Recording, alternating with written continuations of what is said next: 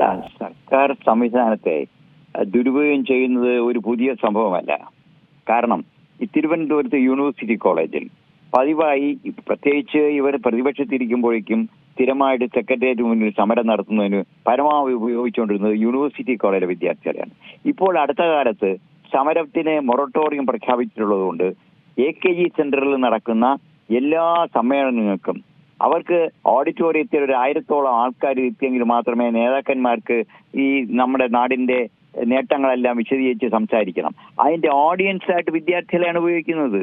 ഇത് അനൌദ്യോഗികമായിട്ടാണ്. പക്ഷെ ഇപ്പോഴെന്താ, ഔദ്യോഗികമായി തന്നെ അവധി കൊടുക്കുക എന്ന് പറയുന്നത് വളരെ വിചിത്രമാണ്.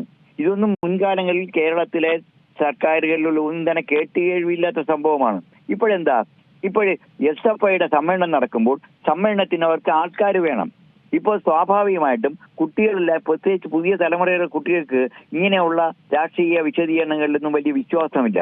അപ്പൊ കുട്ടികളെ ബലം പ്രയോഗിച്ച് അവിടെ കൊണ്ടുവന്ന് ഓഡിയൻസ് ആയിട്ട് ഇരുത്തുന്ന ഒരു ജോലിയാണ് ഇപ്പൊ SFI നടത്തിക്കൊണ്ടിരിക്കുന്നത്. അപ്പൊ SFI ചെയ്യുന്നത് ഇന്ന് ഇവിടെയുള്ള ഭരണ സംവിധാനത്തെ ദുരുപയോഗം ചെയ്യുകയാണ്. ആ ഭരണ സംവിധാനത്തിനെ ദുരുപയോഗം ചെയ്യുന്നതിന് നമ്മുടെ സർക്കാർ, നമ്മുടെ വിദ്യാഭ്യാസ വകുപ്പ്, വിദ്യാഭ്യാസത്തിന്റെ ഉദ്യോഗസ്ഥന്മാർ കൂട്ടുനിൽക്കുകയാണ്.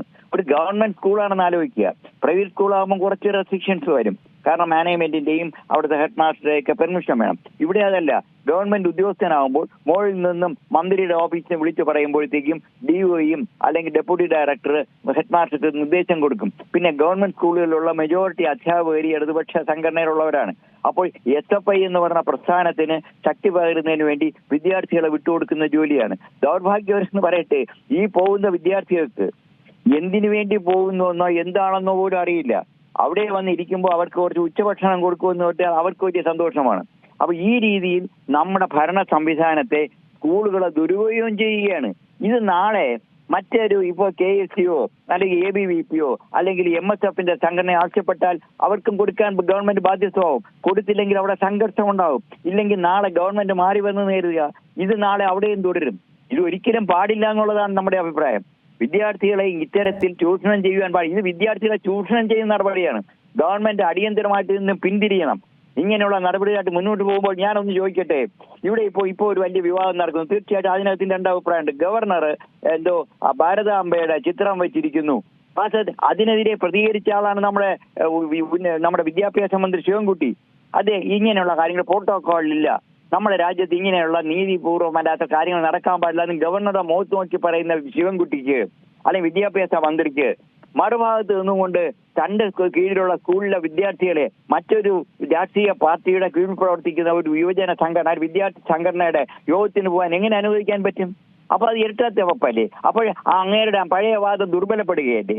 അപ്പൊ ഞാൻ പറയുന്നത്, ഒരു സ്ഥാനത്തിരുന്നു കഴിഞ്ഞാൽ അത് നിയമപ്രകാരം ചെയ്യാനുള്ള കാര്യങ്ങളെ ചെയ്യാവുള്ളൂ. ഇല്ലെങ്കിൽ ഇത് ദോഷമുണ്ടാകും. നമ്മുടെ നാട്ടില് ഉന്നത വിദ്യാഭ്യാസ മേഖലയാകട്ടെ, നമ്മുടെ പൊതുവിദ്യാഭ്യാസ മേഖല തകർച്ചയ്ക്ക് കാരണം ഇത്തരത്തിലുള്ള ഗവൺമെന്റ് നടപടികളാണ്. ഇനിയെങ്കിലും ഇതിനെക്കുറിച്ച് പുനർചിന്തനം നടത്താൻ സർക്കാർ തയ്യാറാകണം. പ്രധാന അധ്യാപകന്റെ ഭാഗത്തുനിന്നുണ്ടായിരിക്കുന്ന ഒരു വീഴ്ച, ഇങ്ങനെ നേതാക്കൾ ചോദിച്ചു അവധി നൽകുന്നു. മുൻപ് ഇതുപോലെ ഒരു സമരം നടന്ന സമയത്ത് അന്ന് പോലീസിനോട് സഹകരിക്കാൻ പറഞ്ഞപ്പോൾ അവരുടെ ഭാഗത്തുനിന്ന് ഒരു നിസ്സഹകരണമാണ് ഉണ്ടായത്. അതിനാൽ തന്നെ സംഘർഷമൊക്കെ നടന്നു. അതിനാലാണ് അവധി നൽകുന്നതെന്നാണ് പ്രധാന അധ്യാപകൻ പറയുന്നത്. ഒരു പ്രധാന അധ്യാപകൻ അല്ലെങ്കിൽ ഒരു സ്കൂളിന്റെ മൊത്തം ചുമതലയുള്ള ഒരു അധ്യാപകന്റെ ഭാഗത്തുനിന്നുണ്ടായിരിക്കുന്ന ഒരു സ്റ്റേറ്റ്മെന്റ് ആണ്. ഇങ്ങനെയാണോ പ്രവർത്തിക്കേണ്ടത്? ഈ അധ്യാപകരടക്കം നമുക്കറിയാം, ഒരു സർക്കാർ പരിപാടി നടക്കുമ്പോൾ അവിടെ എങ്ങനെയെങ്കിലും ആ സീറ്റുകളൊക്കെ തന്നെ ഒന്ന് ആളെ ഫില്ല് ചെയ്യാൻ വേണ്ടി സർക്കാർ ജീവനക്കാരെ അടക്കം നിർബന്ധിച്ച് അതിൽ പങ്കെടുപ്പിക്കുന്നത്. സമാന രീതിയിൽ കുട്ടികളെ നേരെയും ഇങ്ങനെ തന്നെ തുടങ്ങുകയാണെന്ന് പറഞ്ഞാൽ അത് വളരെ ഗുരുതരം. ഈ സർക്കാർ ജീവനക്കാരെയും പോലീസുകാരെ കൊണ്ടുപോകുന്നുണ്ടല്ലോ. പോലീസ്, നമ്മുടെ റിസർവ് പോലീസ് ക്യാമ്പിലുള്ള ഉദ്യോഗസ്ഥന്മാരെ മീറ്റിംഗിൽ ചെന്നിരിക്കാൻ പറയുന്നുണ്ടല്ലോ. അതുപോട്ടെ, അവന് ശമ്പളം ഈ നമ്മുടെ കൊച്ചു കുട്ടികളെ എന്തിനാ വഴിതെളിക്കുന്നത്? കുട്ടികൾ പഠിക്കാൻ വരുന്നവരല്ലേ? അവരുടെ പഠനം ഉപേക്ഷിച്ച് വന്നിരിക്കല്ലേ? ഒരു ദിവസത്തെ പഠനം നഷ്ടപ്പെടുമ്പോൾ അത് ആ കുട്ടികളെ എന്തുമാത്രം ദോഷകരമായി ബാധിക്കുമെന്ന് ചിന്തിക്കണ്ടേ? പിന്നെ ഹെഡ് മാസ്റ്റർ കുറ്റം പറയേണ്ട കാര്യമില്ല. ഹെഡ് മാസ്റ്റർക്ക് ഗവൺമെന്റ് സ്കൂളാണ്. അദ്ദേഹത്തിന് നാളെ അവിടെ നിന്ന് മാറ്റിയിട്ട് ഒരു കാസർഗോഡേക്ക് മറ്റേ സ്ഥലം മാറ്റും. അദ്ദേഹം ഇപ്പോൾ സൗകര്യമായിട്ട് അദ്ദേഹത്തിന്റെ വീടിനടുത്തിരിക്കുകയാണ്. അതുകൊണ്ട് ഞാൻ അധ്യാപകരെ കുറ്റപ്പെടുത്തും. ചിലപ്പോൾ അധ്യാപകർ ഈ പ്രസ്ഥാനവുമായിട്ട് ബന്ധമുള്ളവരാകുക ആവാതിരിക്കാകട്ടെ. പക്ഷെ അവർ കേൾക്കാൻ നിർബന്ധിതരാകും.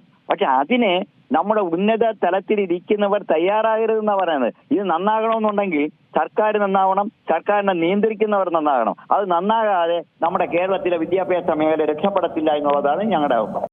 ഏറ്റവും പുതിയ വാർത്തകളും വിശേഷങ്ങളും വിരൽ തുമ്പിലറിയാൻ സീ മലയാളം ന്യൂസ് എല്ലാ ഡിജിറ്റൽ പ്ലാറ്റ്ഫോമുകളിലും ലഭ്യം.